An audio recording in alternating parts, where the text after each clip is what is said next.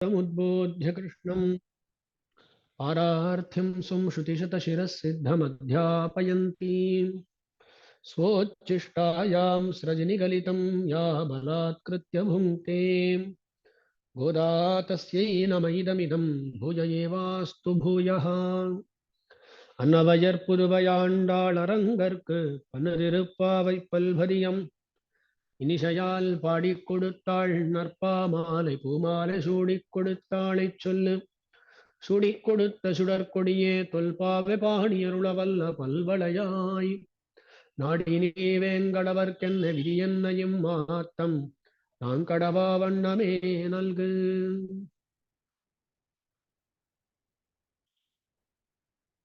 आंडाल के द्वारा विरचित तिरुप्पावई नामक इस प्रबंध में अब तक हम 9 पाशुरों का अर्थानुभव किए हैं। आज जो दशम गाथा है उसका अनुभव करने वाले हैं। ये तो सबको पता है कि गोदाम्बा जी ने पहले 5 पाशुरों में उपोद्घात बताई और उसके बाद 10 पाशुरों के द्वारा 10 सहेलियों को उठा रही है। उसमें 5वां पाशुर में है हम आज। जो भी सहेलियां कृष्णानुभव में निरत होकर बाहर आ नहीं रही, उनको जगा रही है गोदाम्बा जी। उनको भी साथ ले जाना चाहती हैं गोदाम्बा जी, इसलिए उठा रही हैं, जगा रही हैं। इसमें बहुविध सहेलियां हैं जिनको गोदाम्बा जी उठा रही हैं। कोई संप्रदाय में अभी अभी घुसी है, कोई नायकी है, कोई कृष्ण की अत्यंत प्रिया है, कोई मामा जी की पुत्री है। ऐसे अनेक विध गोपियों को जगाती हुई गोदाम्बा जी इस पाशुर में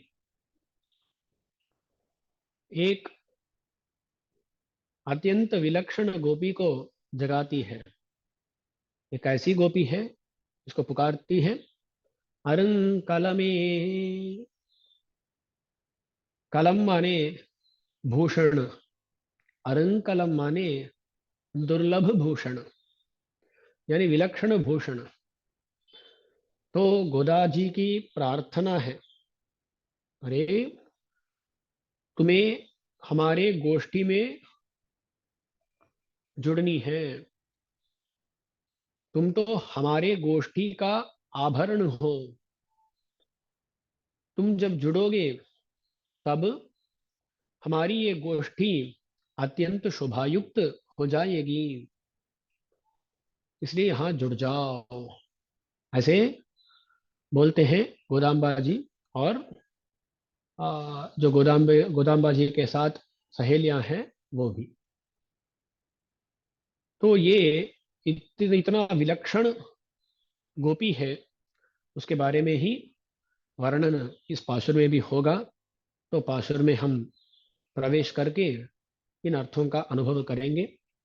नोत्चुवर्कम पुगुगिन्नवम्बनाय मातमं तारारो वासल तिरवादार नात्तुळाय मुडि नारायणन நம்மால் போத்த பரிதரும் புண்ணிய நாள் பண்டொரு நாள் கூத்தத்தின் வாய் விழுந்த கும்பகர்ணனும் தோத்து முனக்கே பெருந்துயில் தான் தந்தானோ ஆத்தவனந்தனுடையாய் அருங்கலமே தேத்தமாய் வந்து तिर एलोरिम्बावाई।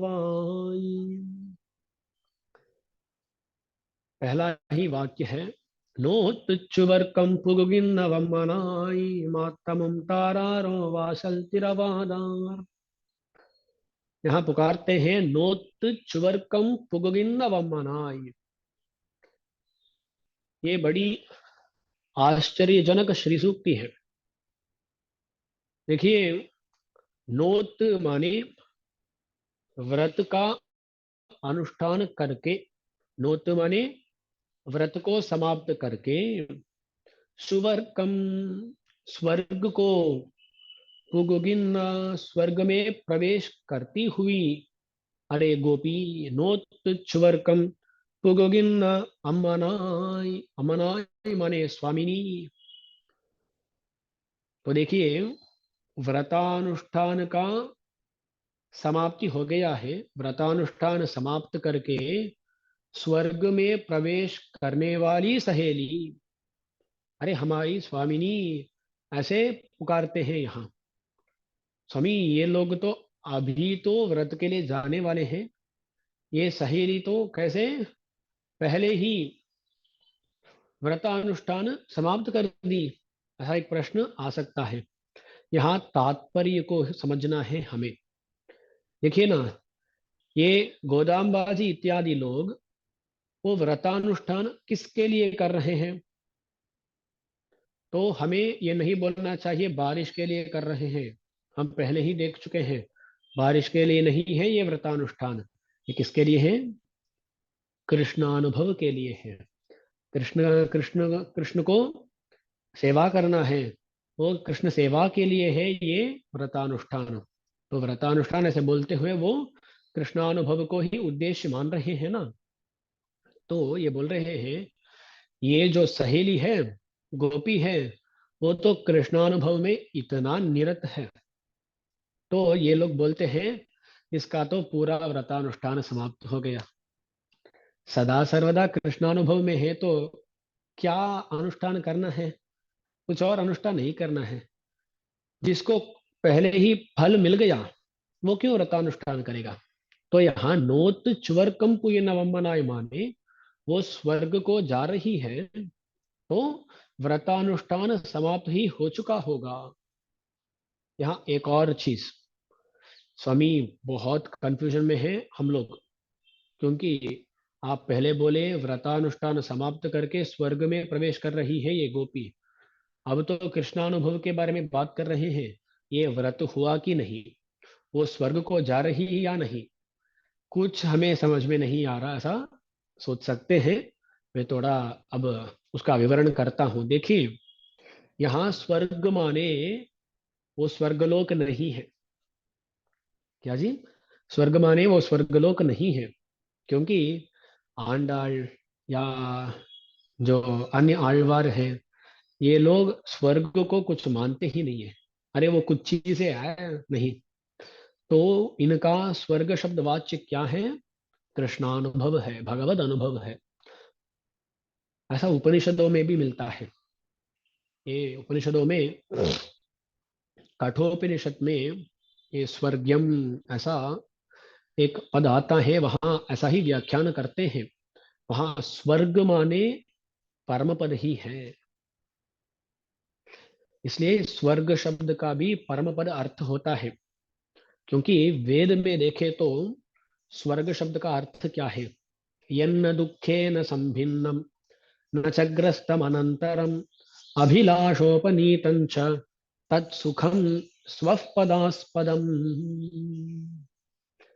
क्या है जी? स्वहा माने स्वर्ग माने क्या है? यन्न दुखेन संभिन्नम।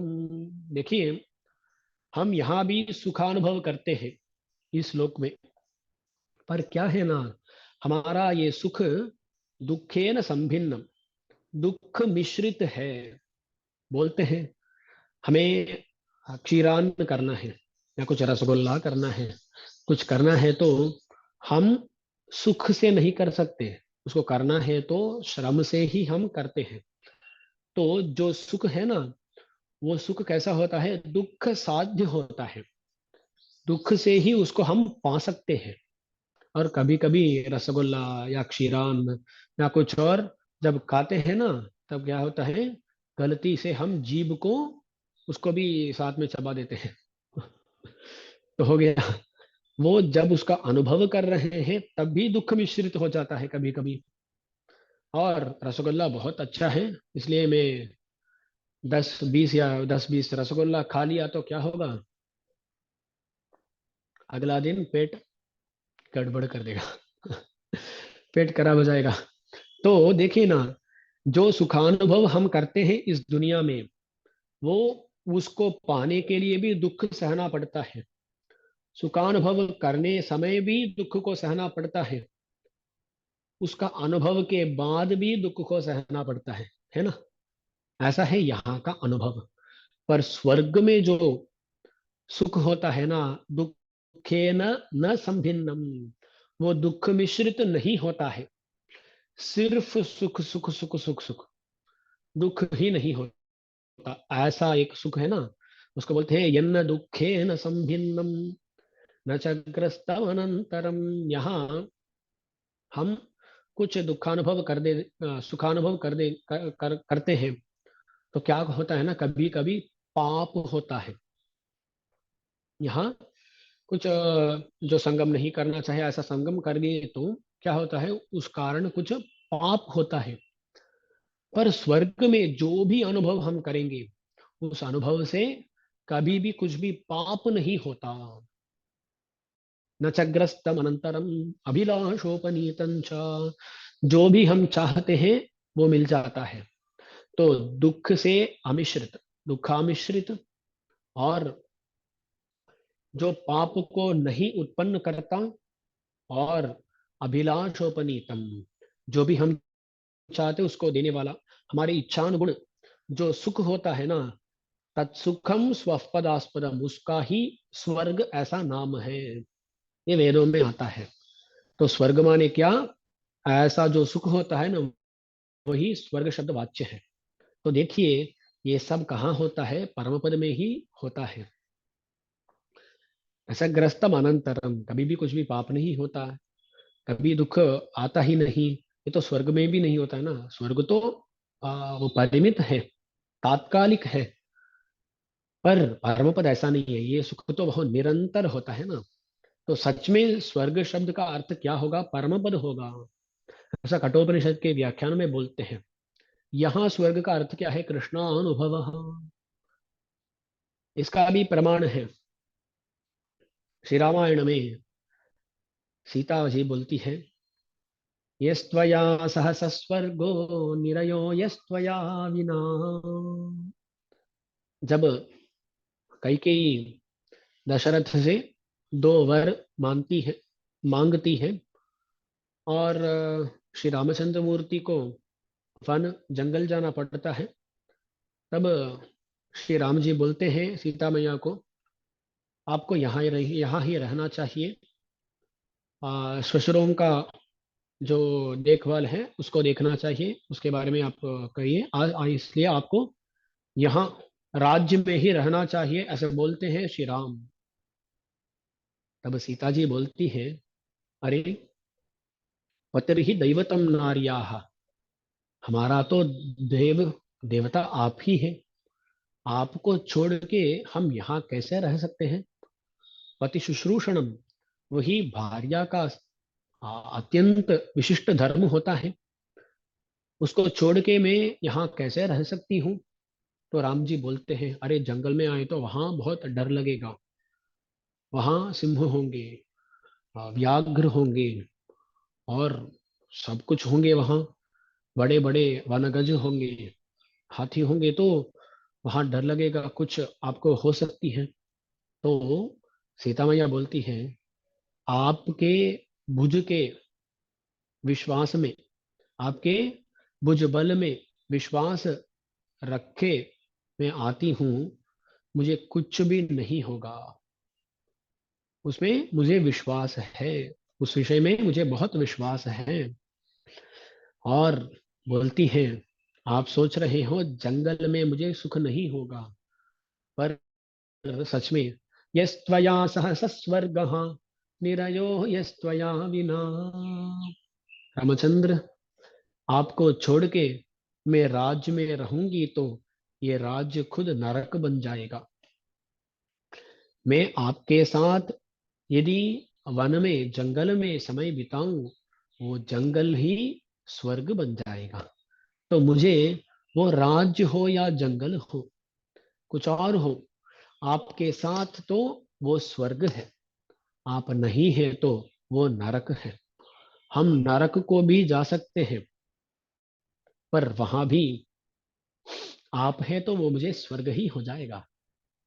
इसलिए यस त्वया सह स स्वर्ग, आपके साथ जो होता है वो स्वर्ग होता है, आप नहीं है तो वो नरक बन जाता है। ऐसे सीता माता जी का, सीता माँ की श्री सूक्ति है। तो देखिए ना, ऐसे भक्तों के लिए क्या स्वर्ग होता है, कृष्ण से मिलना, कृष्णानुभव वही स्वर्ग होता है। तो ये जो सहेली यहाँ जगाई जाती है, उसके लिए स्वर्ग क्या है जी, कृष्णानुभव है। तो वो सदा सर्वदा कृष्णानुभव में ही है, इसलिए वो कैसी है, स्वर्गम पुगुगिन्नवमानाय, स्वर्ग में प्रवेश करती हुई है वो। बोलते हैं हमारे आचार्य, कृष्ण का जो भवन होता है ना, उसका नेक्स्ट में, उसके आ, बगल में ही उसका अगला भवन है इस गोपी का। इसलिए पास में रहते हैं ना, सदा कृष्णानुभव। एक बार कृष्ण देखा, अरे मुझे गेट ओपन करके बाहर से अंदर जाना है, इसमें तकलीफ होती है, इसलिए क्या करते हैं, बीच में दीवार को वहां तोड़कर वहां एक दरवाजा रख देते हैं। ऐसा कृष्ण ने प्लान कर कर क्या कर दिया, बीच में ही दरवाजा रख दिया। तो उसका, उस गोपी का डायरेक्ट एक्सेस है कृष्ण के भवन को। तो वो जब भी चाहती है ना, कृष्ण कृष्ण के भवन जा सकती है। कृष्ण जब भी चाहता है तब वो इसकी भवन में, इसका भवन में आ सकता है। ऐसी एक व्यवस्था की गई है। ये है इस गोपी की विशिष्टता। तो कृष्णानुभव में इतना निरत है ये। बोली जाती है, नोत्चुवर्कम पुगगिन्नवमनाय। तो सदा कृष्णानुभव में है। इसके लिए कुछ व्रत करना है क्या, नहीं, जो भी व्रत करना है ना वो पूरा समाप्त हो गया है, नोत, व्रत समाप्त हो गया। अर्थ क्या है, अरे थोड़े लोग बहुत काम करके कुछ कमाते हैं, तो उनके लिए काम करना है। और कुछ लोग होते हैं जिनको कुछ भी काम नहीं करने से भी वो परंपरा प्राप्त धन कुछ होगा, तो उनके लिए कुछ काम करना है ना, पूरा काम समाप्त हो गया जी, ऐसा बोलते हैं। सच में वो काम नहीं किए, पर काम का जो फल होता है ना, उस फल को वो किसी और तरीके से पा गए तो उनका काम तो समाप्त ही हो गया है, ऐसा बोल सकते हैं। ऐसा ही यहाँ भी ये गोपी कुछ व्रत की क्या, वो कुछ व्रत नहीं की, पर व्रत का जो फल है ना, उस व्रत का फल को पाली वो गोपी। इसलिए बोलते हैं, नोत, व्रत समाप्त करके स्वर्गानुभव करने वाली है ये, तो कृष्णानुभव में निरत है। यहाँ एक बहुत अपेक्षित अर्थ हमारे आचार्य बताते हैं, ये नोत चुवर्कम पुगिन अवमानाय, इनके तरह है, इनकी तरह है सब प्रपन्न लोग। हम जो है ना, हम नोत चुवर्कम पुगिन अवमानाय, हम सब नोत, व्रत को समाप्त कर दिए हैं। अरे स्वामी, हम तो कुछ व्रत प्रारंभ ही नहीं किया, आप बोल रहे प्रपन्न लोग सब व्रत समाप्त कर दिए। नहीं, यहाँ तात्पर्य समझना है हमें। तात्पर्य क्या है ना, जो भी कृष्ण को शरणागति किया है, कृष्ण को देखकर, कृष्ण भगवान, हम आपके आश्रय लेते हैं, आपको शरणागति करते हैं, ऐसे जो भी बोलते हैं ना, उनका सर्वयज्ञ समाप्ता, बोलते हैं, विदुः कृष्णम ब्राह्मणास्तत्वतो ये, तेषाम राजन सर्वयज्ञ समाप्ता। जो लोग कृष्ण को यथावत रूप से जान लेते हैं, उनका सभी सभी यागों की समाप्ति हो गई। उनके लिए कुछ याग करने के लिए बाकी नहीं है, वो सब याग कर दिए। अर्थ क्या है? जो लोग बहुत याग करके उनके द्वारा कुछ फल पाते हैं, उस फल को ये प्रपन्न लोग कृष्ण के द्वारा ही वो पाते हैं। देखिए तो मोक्ष जो फल है, उस फल की तरह कुछ और नहीं होता है। तो उसमें सभी अनुभव अंतर्गत है, अंतर्भूत है। तो जो लोग कृष्ण को ही शरण मानते हैं, तब वो कृष्ण ही हमें मोक्ष दे देगा। तो हमें कुछ और याग करना है क्या? कुछ और याग नहीं करना है। याग से क्या मिलेगा? पुत्र मिलेंगे, नहीं तो स्वर्ग मिलेगा, नहीं तो कुछ और मिलेगा। पर इनसे जो अनुभव होता है, उस अनुभव से भी हजार गुना, लाख गुना, कोटि कोटि गुना ज्यादा होता है परमपद का अनुभव।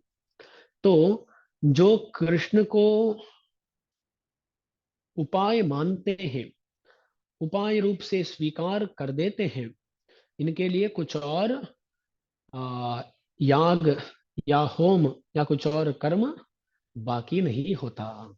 वो सब कर चुके हैं, सब कर चुके हैं, इसलिए उन्हें कुछ और करना नहीं है, ऐसे बोलते हैं। तो तेषाम राजन सर्व यज्ञ समाप्ता, कृष्ण के बारे में यथावत ज्ञान जिसको हो जाता है, उसके लिए कुछ और याग करने के लिए नहीं है, कुछ और याग करना नहीं है।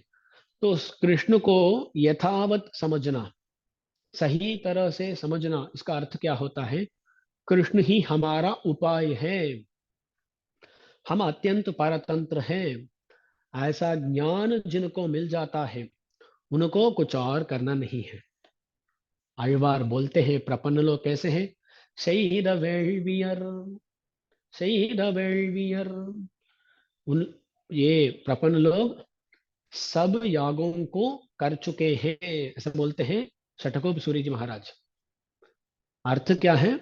यही है, भगवान को उपाय रूप से जो स्वीकार कर लेते हैं, उनके लिए कुछ और नहीं करना है। भगवान देख लेंगे, पूरा पूरा भगवान देख लेंगे, हमें क्या करना है? सिर्फ कैंकर्य में निरत होना चाहिए, कुछ और नहीं चाहिए हमें। तो हम लोग कैसे होते हैं? नो तो सब व्रत को समाप्त करके बैठे हैं हम लोग, ऐसा ही होता है प्रपन्नों का ये वैभव। बोलते हैं ये ये वैष्णव लोग होते हैं ना, बहुत आलसी होते हैं, ऐसा कुछ लोग बोलते हैं। तो भक्तांघ्रि रेणु सूरी जी महाराज तोंडरडी पुड़ी आழ்वार कहलाते हैं, वो बोलते हैं, வாழும் சோம்பர யுகத்தி போலும் சூழ்புனலரங்கத்தானே, வாழும் சோம்பர युगति भोलुम। वो बोलते हैं इस दुनिया में दो तरह के आलसी व्यक्ति होते हैं। तमिल में बोले तो वीழும் सोमबर, वाழும் सोमबर। जो आ, गिरने वाले, यानी आलसी जो होते हैं ना, वो कुछ पाते नहीं है, उनकी अभिवृद्धि होती नहीं है। वो तो स्तर में नीचे नीचे जाते होते हैं। तो ऐसे आलसी व्यक्ति होते हैं जो विழுम सोमबर, वो नीचे गिरने वाले हैं। पर ऐसे भी कुछ आलसी व्यक्ति होते हैं जो वायुम सोमबर, उज्जीवित होने वाले सोमबल, ऐसे माने आलसी व्यक्ति होते हैं। अरे स्वामी, आलसी होने से कैसे कोई उज्जीवन पा सकता है? तो बोलते हैं हमारे आचार्य, अरे हमें उपायानुष्ठान में आलसी होना चाहिए। यानी कोई, अरे मोक्ष के लिए आप क्या किए हो, कुछ करो, जब ऐसा कोई बोलता है ना, तब हमें क्या करना है? अरे नहीं करना है, वहां आलसी हो जाना चाहिए। क्योंकि हम कुछ करके, अरे मैं ये कर दिया इसलिए मैं मोक्ष पाने वाला है, ऐसे सोचे तो हमारा पारतंत्र स्वरूप का नाश हो जाएगा। ऐसा तो हम बोल नहीं सकते, हमें बोलना नहीं चाहिए।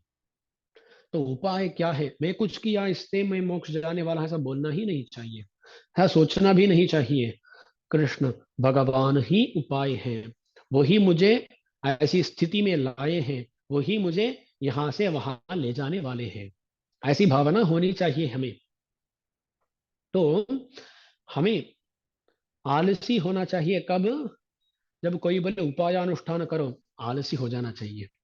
पर कोई आके अरे स्वामी एक कैंकरी करना है, ऐसा जब कोई बोले तब हमें क्या करना चाहिए, फौरन उठ जाना चाहिए, तुरंत उठ के हमें वहां जाके कैंकरी करना चाहिए। तो मैं पहले ही बोला हूं, अरे कोई उपायानुष्ठान के लिए बुलाए तो हमें, नहीं स्वामी मुझे नींद लेना है, ऐसा कुछ भी बोल सकते हैं। पर जब कैंकर्य ऐसा एक अवकाश मिलता है तो हमें नींद का समय ही मिलता नहीं है, नहीं मिलना चाहिए। तो हमें कैंकर्य कैंकर्य कैंकर्य करता रहना चाहिए। तो कैंकर्य तो कैंकर्य बोले तो हमें आलसी नहीं होनी चाहिए। पर जब कोई उपायानुष्ठान के लिए पूछे तो तब आलसी बनना चाहिए। तो जो लोग आलसी होते हैं, उपायानुष्ठान में आलसी होकर जो रहते हैं, भगवान का स्वरूप को जानकर, आत्मा का स्वरूप को जानकर जो उपायानुष्ठान में आलसी होते हैं, इन लोगों को हम क्या बोलते हैं, बालुम सोमबर, उज्जीवन पाने वाले आलसी लोग। और जो लोग भगवान के बारे में न जानते हुए, अपने बारे में न जानते हुए वो कुछ कर्म भी नहीं करते हैं, वो तो कुछ भी नहीं पाएंगे, वो है वीरुम सुंबर, गिरने वाले आलसी। हम तो उठने वाले, ऊपर ऊपर जाने वाले आलसी है प्रपन्न लोग। तो भगवान के लिए कैंकर्य, नो आलसी। पर जब भगवान मोक्ष के लिए, अरे उपायानुष्ठान कुछ किया, ऐसे पूछते भगवान, पूछते कोई भी पूछे, भगवान कभी कभी परीक्षा करेंगे, भगवान भी पूछेंगे, अरे आप क्या किए हो, क्यों मोक्ष देना है, हमें सही जवाब देना है। अरे स्वामी मैं कुछ नहीं किया, आपको ही देना है, ये सही जवाब है, राइट आंसर। ये होते हैं ना मल्टीपल चॉइस क्वेश्चंस होते हैं। तो भगवान पूछेंगे, अरे मुझे आपको क्यों मोक्ष देना है। वन, आपने कुछ अनुष्ठान किया है, टू, आप कुछ नहीं किए हैं। ऐसा है तो हमें तुरंत क्या करना है, टू टिक डाल देना चाहिए। हम कुछ नहीं किए, सो कुछ नहीं किए। भगवान कंफ्यूजन के लिए कुछ भी कर सकते हैं, नन ऑफ दी अबव ऐसा भी हो सकता है वहां। पर ऐसा नहीं बोलना चाहिए। और दोनों, हमारे पास कुछ है, हमारे पास कुछ नहीं है, ऐसा भी नहीं देना, हमारे पास कुछ नहीं है। जो भी हमें लगता है कि कुछ हम किए हैं, वो भी सच में उपाय नहीं है, क्योंकि उसको भी भगवान ने तो लाया। तो हम भगवान को जाने, भगवान के बारे में जानते हैं, वो जानकारी कैसे मिली, भगवान ने दिया है, भगवान ने शेषत्व ज्ञान दिया है, भगवान ने शरीर को दिया है, तो भगवान ही पूरा पूरा करते हैं, हम कुछ नहीं करते। इसलिए प्रपन्न कैसे होते हैं जी, हम आलसी होते हैं उपायानुष्ठान के समय में। पर कैंकरी आ गया तो नींद का समय ही नहीं मिलता है। ऐसा होना चाहिए एक एक प्रपन्न। इसलिए नोत चुवर मनाई, वो जो गोपी है वो पूरा व्रत समाप्त कर दी, माने व्रत के बारे में सोचना ही नहीं चाहिए उसके लिए, क्योंकि कृष्णानुभव सदा हो रहा है। तो ऐसी एक गोपी को देखकर बोलते हैं नोत चुवरकम पुगगिन अमनाय, ऐसे जाने वाली स्वामी स्वामिनी बुला रहे हैं। मातमम तारारो वासल तिरवादार, बोलते हैं, अरे मातमम तारारो वासल तिरवादार, हम यहाँ आके पुकार रहे हैं, बुला रहे हैं, तुम्हें बाहर आना है, दरवाजा खोलना है, पर तुम दरवाजा खोली नहीं, छोड़ देते हैं।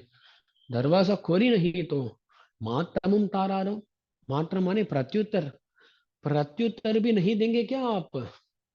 यहाँ बहुत गौरव से बात कर रहे हैं, मातरमुम तारारो वासल तरवादार, जो दरवाजा नहीं खोलते हैं वो क्या प्रत्युत्तर भी नहीं देंगे, ऐसा बोल रहे हैं।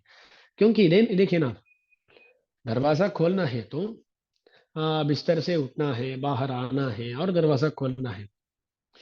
पर आने के पहले वहां से बोल तो सकते हैं ना, बिस्तर में रह के ही, अरे मैं आ रही हूँ, 5 मिनट में आ जाती हूँ, 10 मिनट में आ जाती हूँ, ऐसा कुछ ना कुछ बोल सकते हैं ना।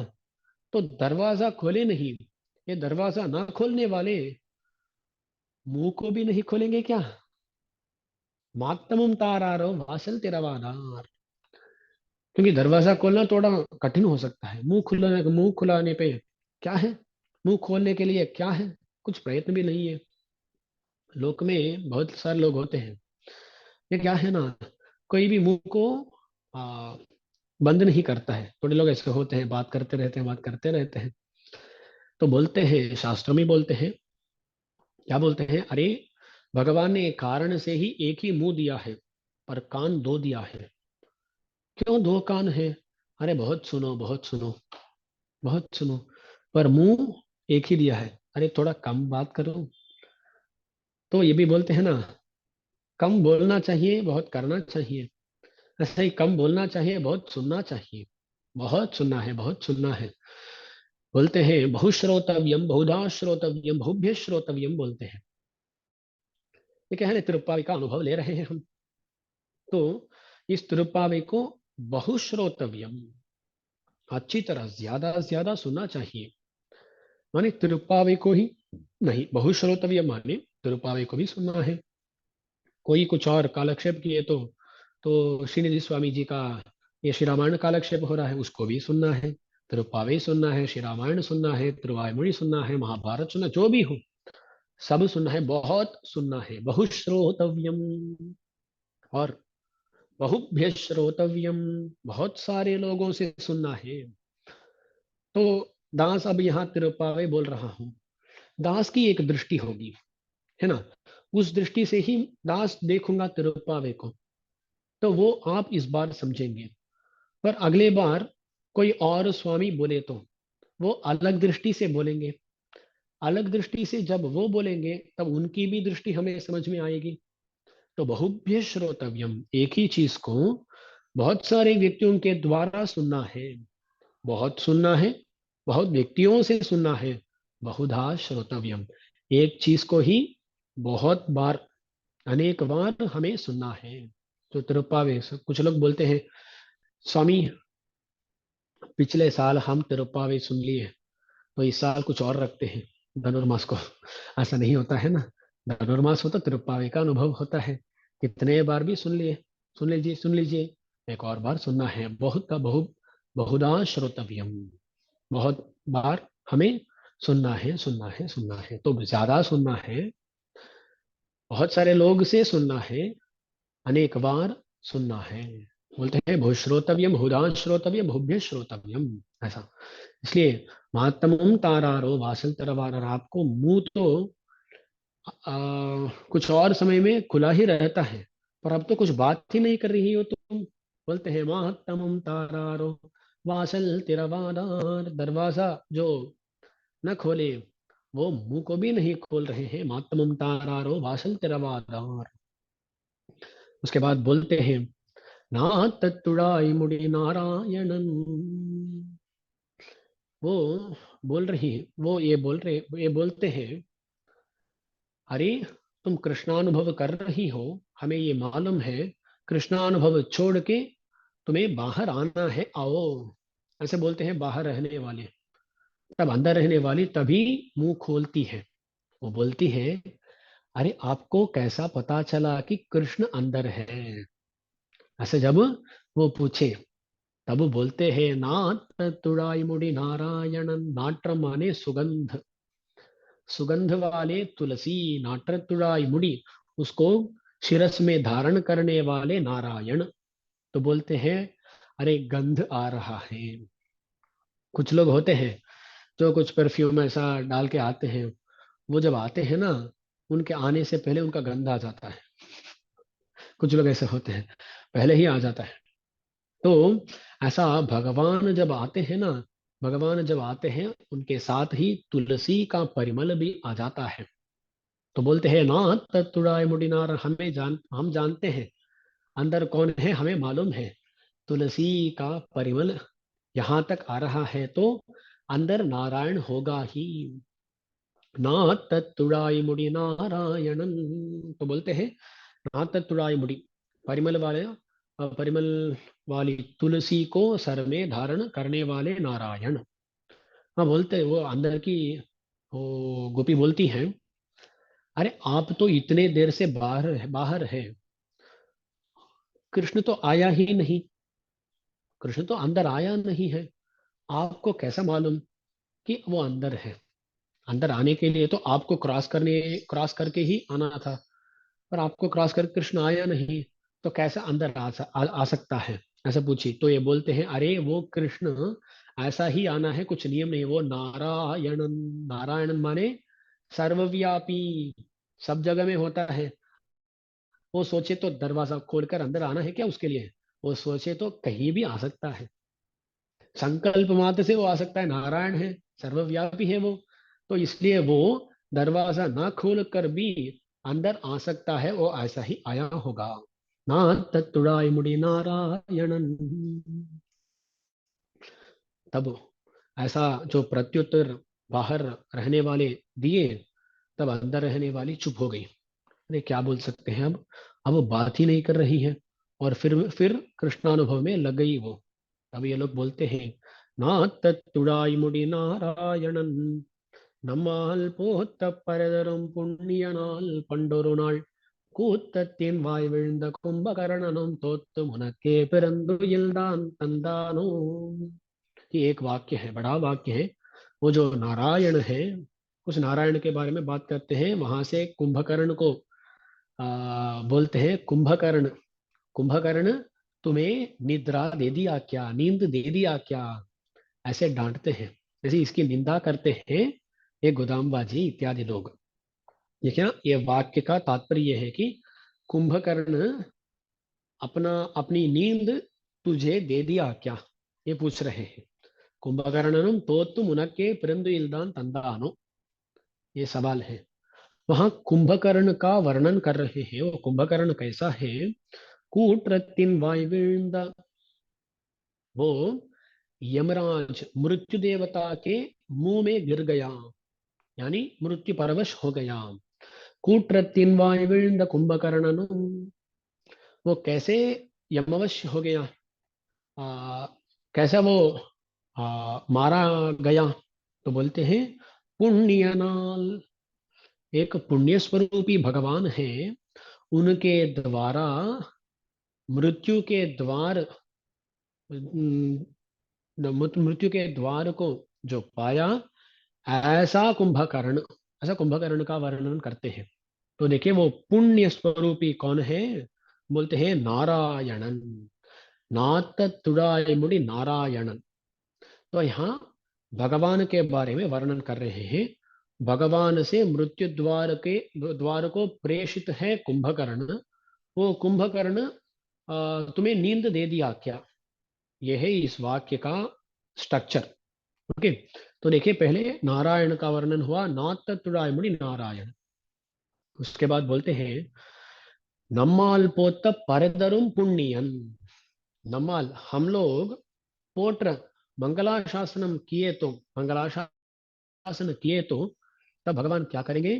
भगवान हमें परई तरवान, परई माने डोल, डोल का अर्थ क्या होता है? कैंकरिया। जब भी परई ये शब्द हमें सुनाई देगा ना तिरुप्पावे में, हमें पहले परई का अर्थ है डोल, पर यहाँ गोदामबाजी का विवक्षित अर्थ है कैंकरिया, इसको याद करना है। ओके, तो यहाँ गोदामबाजी बोलती है नमाल हम लोग पोट्र मंगलाशासन किए तो तब भगवान क्या करेंगे? डोल देंगे, कैंकर्य देंगे। ऐसे देने वाला कौन है जी? वो है पुण्यन, पुण्यम है भगवान।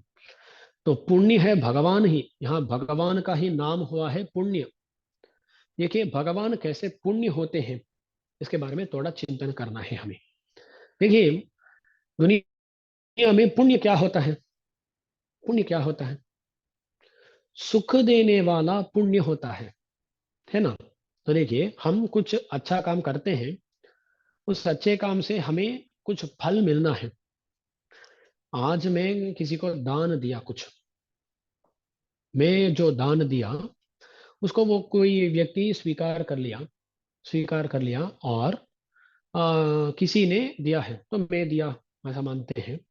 तो देखिए, मैं जो दान दिया हूँ उसके बारे में मैं भी भूल सकता हूँ, भूल जा सकता हूँ, और जो लिया है वो भी भूल गया, ऐसा समझते हैं।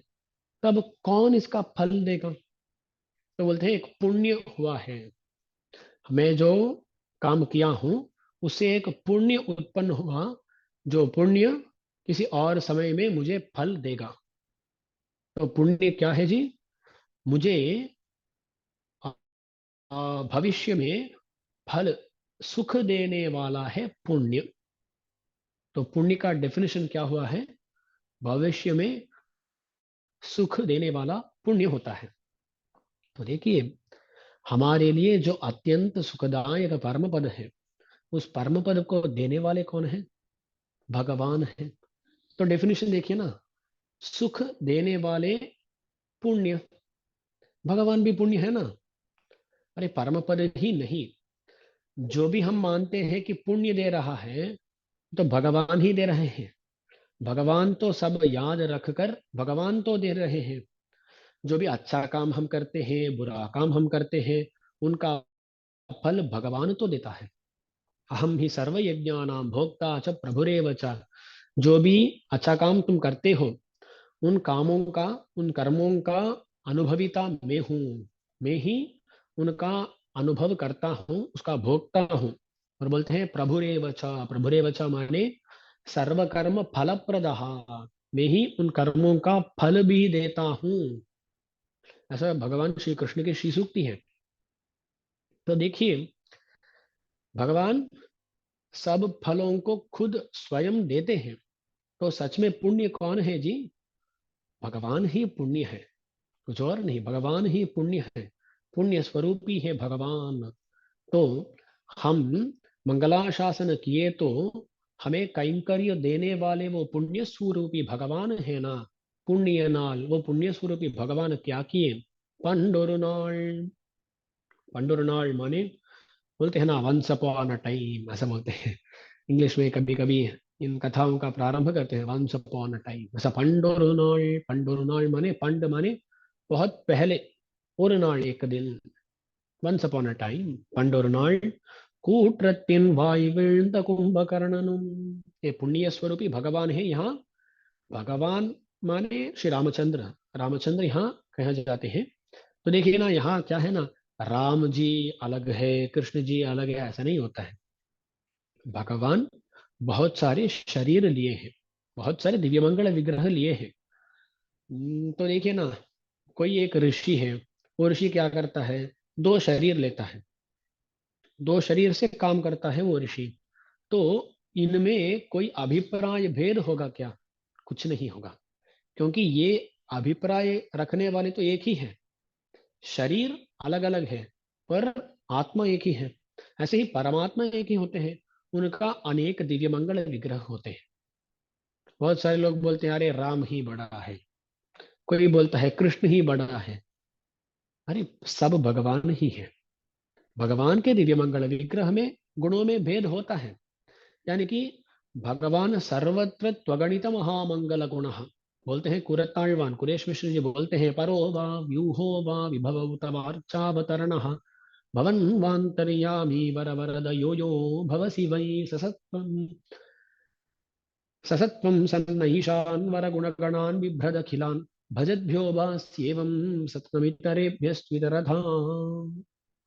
ऐसा बोलते हैं, अरे भगवान, आप किसी भी अवस्था में हो, परत्वावस्था, व्यूहावस्था, विभवावस्था, अंतर्यामी अवस्था, अर्चावस्था, कुछ भी हो, ससत्वं सन्नईशान वर गुणगणान बिभ्रद अखिलान। आप सदा सर्वदा सभी गुण युक्त ही होते हैं। सभी गुण सभी भगवान में होते हैं। रामचंद्र में होता है, हाँ, अनंत कल्याण गुण रामचंद्र में भी होता है। कृष्ण में होता है कि हाँ, कृष्ण में भी होता है। पर क्या है ना, आविष्कृति वशात तो बोलते हैं, कहीं कहीं किसी गुणों का आविष्कार नहीं करते हैं, कुछ गुणों का आविष्कार करते हैं, उतना ही। वो गुण नहीं है ऐसा नहीं बोलते हैं। पर देखिए ना, भगवान कभी करुणा का आविष्कार करते हैं। ये नहीं है कि एक और समय में करुणा नहीं है, हाँ आविष्कार नहीं किए। ऐसे ही भगवान जिस अवस्था में भी हो, उस अवस्था में भी अगणित महामंगल गुण, सभी समय में सभी अवस्थाओं में भगवान कैसे होते हैं? अगणित अनंत कल्याण गुणयुक्त ही होते हैं। कभी कभी वो दिखता है, कभी कभी दिखता नहीं है, उतना ही। इसलिए भगवान बहुत सारे दिव्य मंगल विग्रह को लिए हैं, तो इनमें क्या भेद हो सकता है? कुछ भी भेद नहीं हो सकता है। रसोक्ति के रूप से कोई बोल सकते हैं, कृष्ण ही बड़े हैं, बोल सकते हैं, ये रसोक्ति। पर सच में देखें तो, वस्तु स्थिति को देखें तो वहां अंतर नहीं होता है। एक ही भगवान बहुत सारे दिव्य मंगल विग्रह लिए हैं। तो कृष्ण भक्त जो है, वो कृष्ण भक्त हो सकते हैं। कृष्ण भक्त नारायण भक्त से कुछ अलग नहीं होते हैं। नारायण ही कृष्ण का एक रूप लिया है। नारायण कौन है? नारायण है वो आत्मा, वो परमात्मा। उनका बहुत सारे दिव्य मंगल विग्रह होते हैं। एक परम पदनाथ का होता है, एक कृष्ण का होता है, एक राम का होता है। उनमें कुछ अंतर नहीं होता, सच में नहीं होता। आविष्कृति वशात थोड़ा भेद दिख सकता है, पर सच में कुछ भेद नहीं है। ऐसा ये हमारा पूर्वाचार्यों का सिद्धांत है। तो देखिए ना, यहाँ नारायण नम्माल पोत परदरम पुण्यन कौन है? श्री रामचंद्र मूर्ति है। वो क्या किए? वो पंडोर नाள் वंस अपॉन अ टाइम கூத்தத்தின் வாய் விழுந்த कुंभकर्ण, उनके द्वारा ये कुंभकर्ण कहीं कहीं गया था। कहाँ गया था? यमद्वार गया था। कूट्रत्यन वाय विழுந்த कुंभकर्णनम। कूट्रम माने यमराज, उसको कूट्रम बोलते हैं। मृत्यु देवता को कूट्रम बोलते हैं। कूट्रम माने जो अलग करता है, उसको कूट्रम बोलते हैं, है ना। इस देह से आत्मा को अलग कर देता है यम, इसलिए मृत्यु देवता को हम कूट्रम बोलते हैं तमिल में। तो यम के मुंह में पड़ा कौन? कुंभकर्ण। कूट्रतीन वाय विழுந்த कुंभकर्णनुम। ऐसा जो कुंभकर्ण है ना, उस कुंभकर्ण को बोल, कुंभकर्ण के बारे में बात करते ही हमें क्या याद आती है? नींद याद आती है।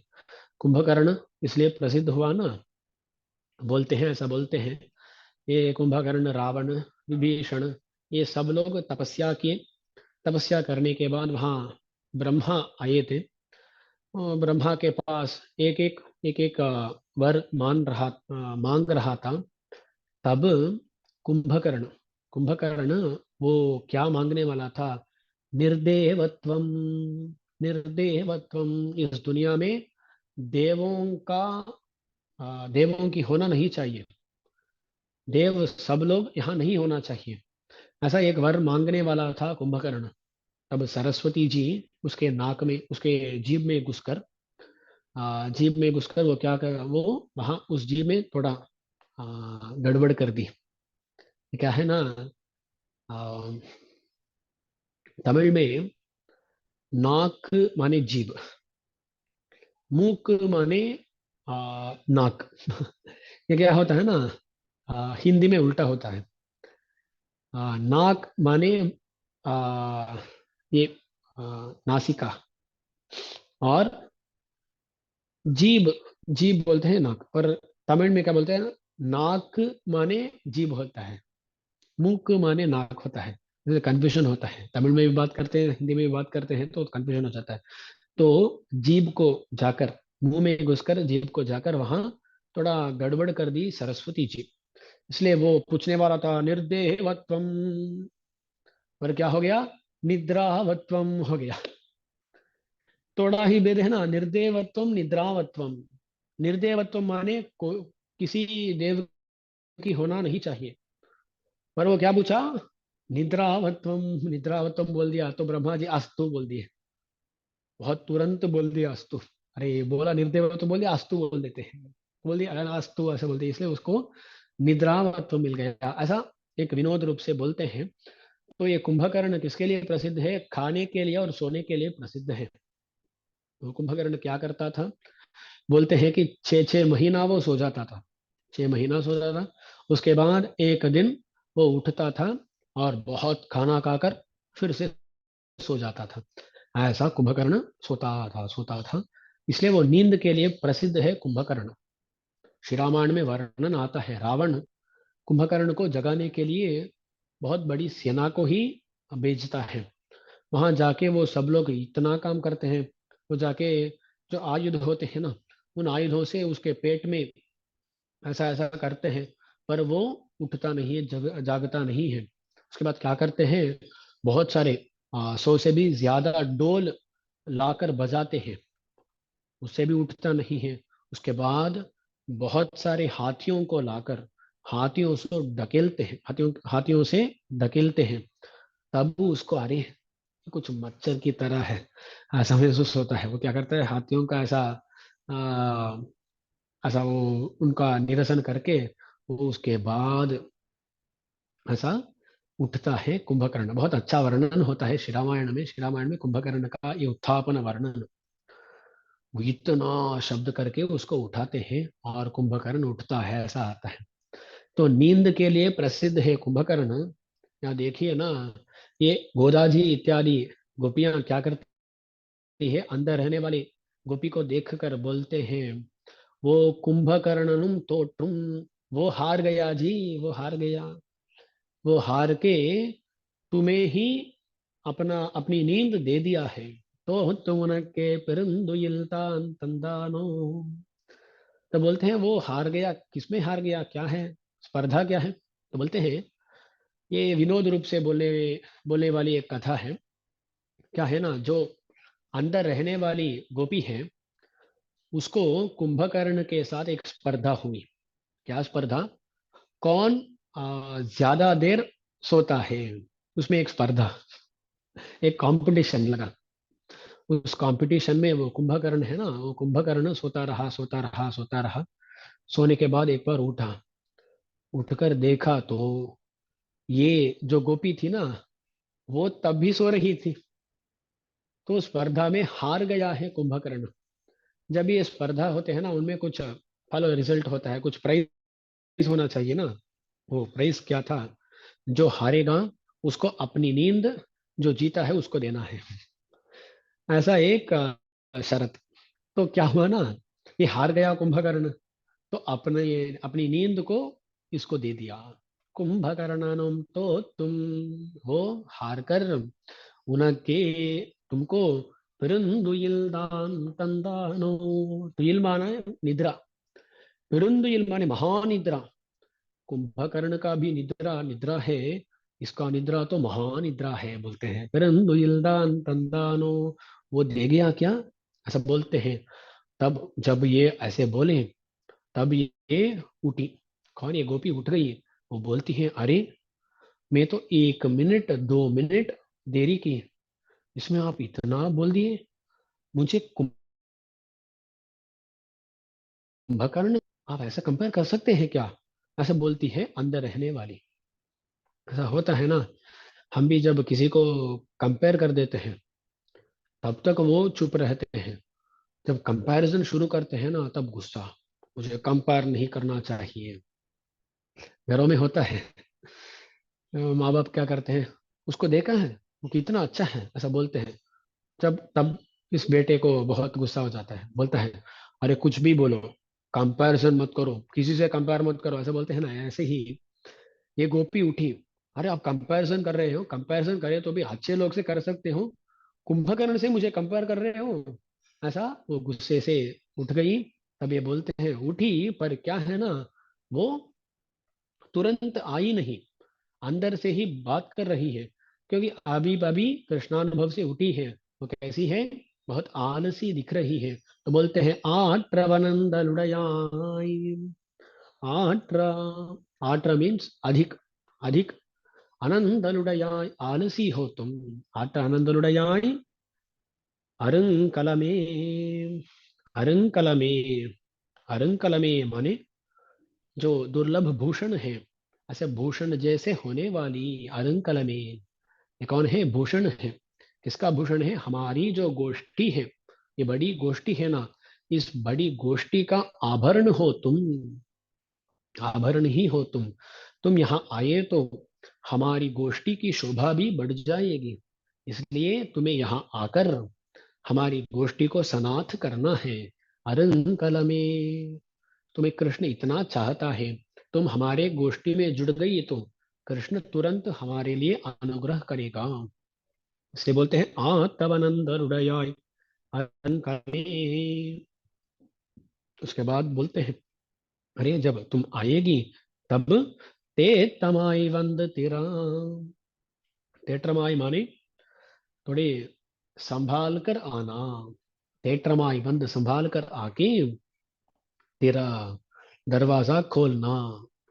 तो यहाँ क्या बोल रहे हैं, संभाल के आना है, क्योंकि अब तक कृष्णानुभव में है ये गोपी, इसलिए वो कृष्णानुभव के चिन्ह को न दिखाते हुए आना चाहिए, क्योंकि बड़े बड़े लोग यहाँ बाहर खड़े हैं, इसलिए ये जो कृष्णानुभव चिन्ह होते हैं उन चिन्हों को दिखाना नहीं चाहिए। तुम्हें बहुत सावधानी से संभालती हुई आनी चाहिए, ऐसे बोलते हैं। ऐसा ते तमाई बंद तेरा, ऐसा बोलते हैं।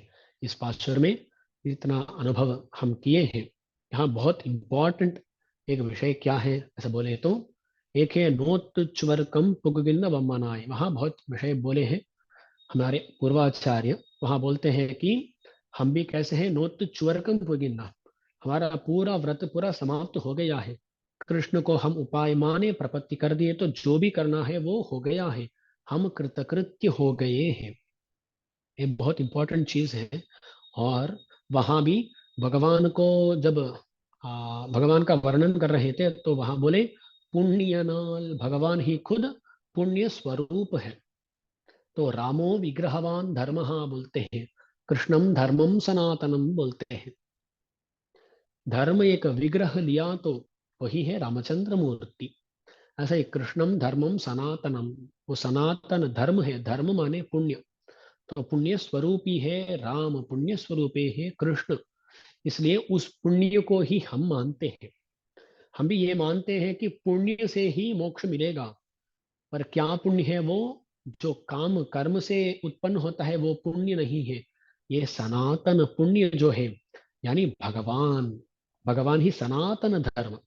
ये जो हम धर्म करते हैं ना, वो कभी कभी आता है जाता है, पर भगवान सदा सर्वदा रहते हैं, वो है स्थिर पुण्य। इसलिए ऐसे जो पुण्य है उसको ही हम मानते हैं, उनसे ही हमें फल मिलने वाला है, ये हमारा विश्वास है। इस विषय को भी यहाँ हमें याद रखना चाहिए। पुण्यनाल वहाँ अंत में तेट्रमा ही वंद तेरा, ऐसा संभालती हुई आनी चाहिए। ऐसा एक विषय है ना। वहाँ एक दृष्टांत को भी बताते हैं हमारे पूर्वाचार्य। ये क्या होता है, श्री रामायण में आ, श्री राम और लक्ष्मण जी ये दोनों सुग्रीव के साथ मिल जाते हैं।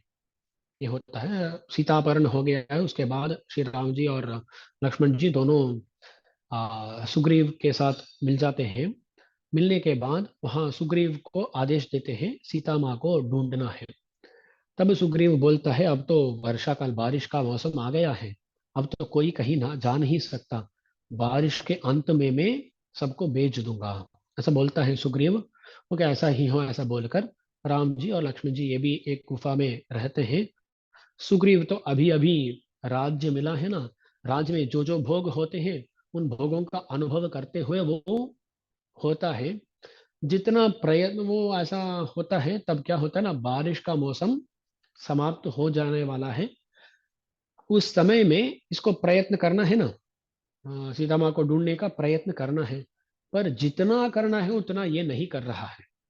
तो राम जी देखते हैं अरे सुग्रीव तो कुछ प्रयत्न ही नहीं कर रहा है। तो तब राम जी का बहुत कोप आ जाता है, वो गुस्सा हो जाते हैं और लक्ष्मण जी को भेजते हैं। ये गुफा में है, यहाँ से किष्किंधा के अंदर है सुग्रीव, तो वहां भेजते हैं लक्ष्मण जी को, बोलते हैं अरे ये सुग्रीव है ना, जो प्रतिज्ञा किया है वो उस प्रतिज्ञा को भूल गया है, वो भूल गया है।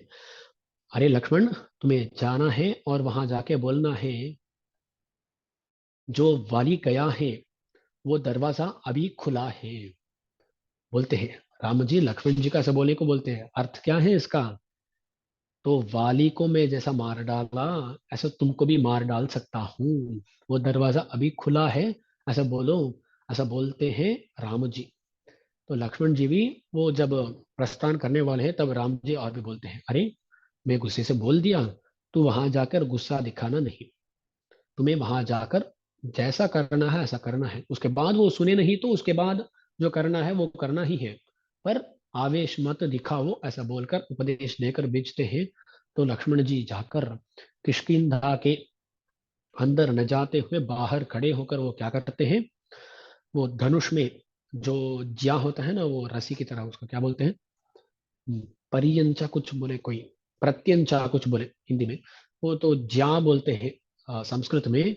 उसको उसका साउंड दिए, उससे एक ध्वनि निकाले, ऐसे ध्वनि निकालने से वो डर गया सुग्रीव, अंदर है वो डर गया। वो क्या है ना, वो जो मद्यपान इत्यादि करते हुए स्त्रियों के साथ वो विहार करते हुए ऐसा था वो अ, सुग्रीव। इसलिए वो ये ध्वनि सुनकर वो डर गया, अरे हमें बहुत काम करना था, हम नहीं किए, अब तो लक्ष्मण जी आ गए, हमें क्या करना है। ऐसा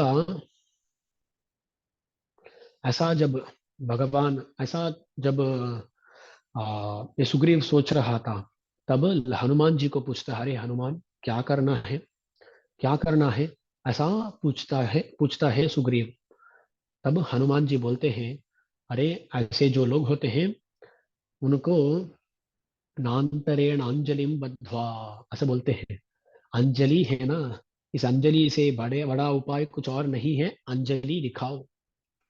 तो अपराधी है, अपराध कर दिया तुमने, इसलिए क्या है, अपराध अपराधी है तो उसको क्या करना है, अंजलि बंधन करना है, उतना ही। तो अंजलि बंधन कर दो, ऐसा बोलते हैं। पर उसके बाद चर्चा कर कर ये सुग्रीव ऐसा डिसाइड निर्णय लेता है कि हम गए तो लक्ष्मण जी भी कुछ भी कर सकते हैं, तो पहले क्या करते हैं, तारा को भेजते हैं। वो तारा अब तक सुग्रीव के साथ वो भी अनुभव में थी, उस तारा को बेचते हैं। वो तारा आती है, सा प्रस्खलंती मद विह्वलाक्षी प्रलम्ब कांची गुणनुपुराढ्याम, ऐसा एक श्लोक आता है। सलक्षणा लक्ष्मण सन्निधानम जगाम तारा नमितांग यष्टि, ऐसा एक है।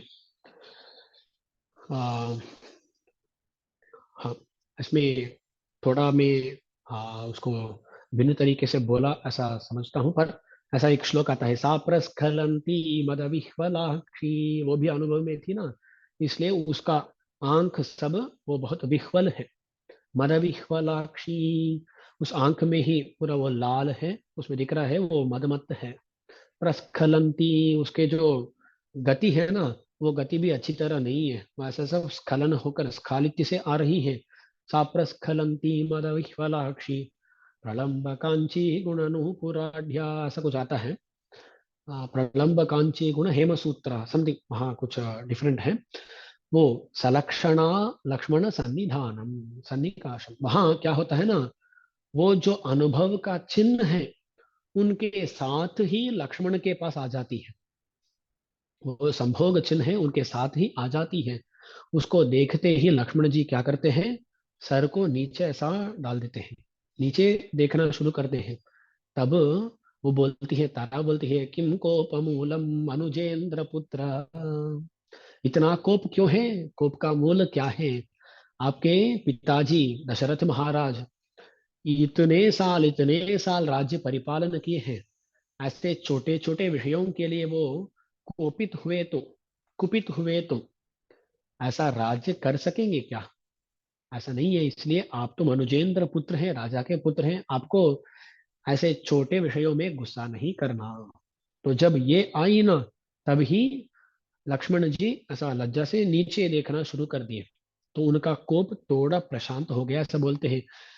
तब ना ये तारा जो संभोग चिन्ह थे उन चिन्ह के साथ ही आ गई, सलक्षणा लक्ष्मण सन्निधानम, ऐसा एक आ, श्लोक आता है, उस श्लोक में सही तरह बोला नहीं, पर वो श्लोक आता है कहाँ, श्री रामायण में आता है।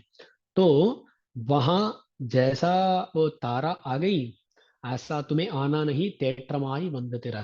कृष्ण के साथ जो भी अनुभव हुआ है, उन चिन्हों को संभालती हुई, उनको बाहर न दिखाती हुई तुम्हें आना है, ऐसा बोलते हैं, तेट्रमाई वंद तेरा। देखिए ना, एक ही पद है, तेट्रमाई, संभालती हुई। इसको देखते ही हमारे पूर्वाचार्यों को श्री रामायण याद आ जाता है।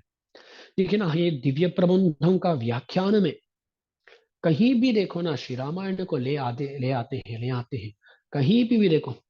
और श्री रामायण को इतना मुख्य माने हैं हमारे पूर्वाचार्य। इसलिए ही श्री रामायण का जो गोविंद राज्य व्याख्यान है, उस व्याख्यान में हमारे पूर्वाचार्य जैसे पेरियवाचान पिल्लई, नंबिள்ளை, श्री कृष्ण सूरी, कलिवैरी सूरी, इन लोगों ने जो अर्थ बोले हैं, उस अर्थों को ही गोविंदराज जी अपने व्याख्यान में बोलते हैं। इसलिए गोविंदराज जी ये व्याख्यान जो श्री रामायण भूषण है, इस व्याख्यान की तरह कुछ और व्याख्यान श्री रामायण का अब तक हुआ ही नहीं है, संदेह ही नहीं। इतना बढ़िया व्याख्यान है गोविंदराज जी ये व्याख्यान।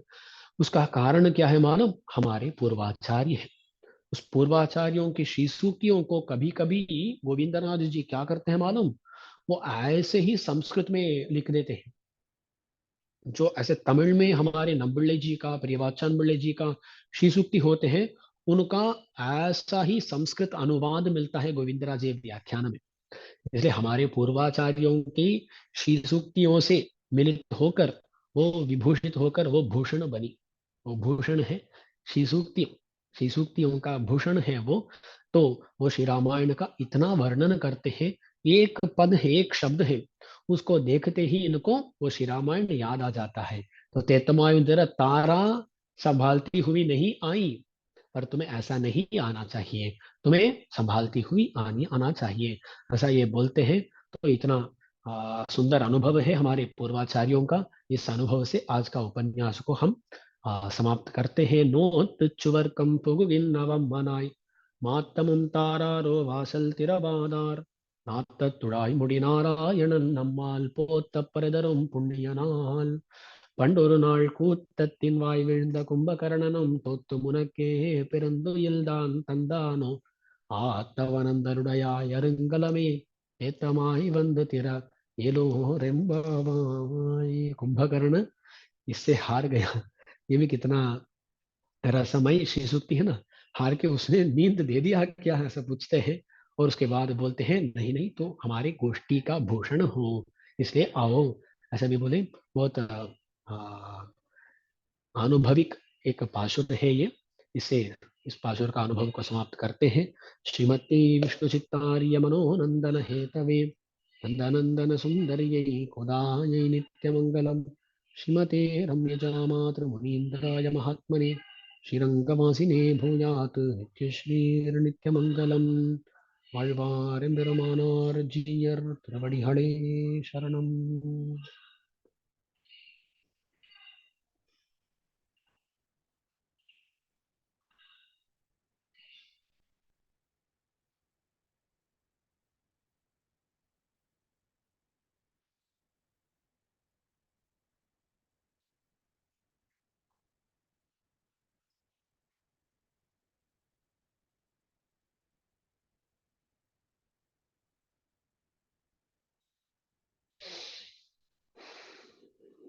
कोई मेरा फोन नंबर पूछे थे, मैं वहाँ चैट में दिया हूँ, अब उससे हम मुझे कांटेक्ट कर सकते हैं। हरी।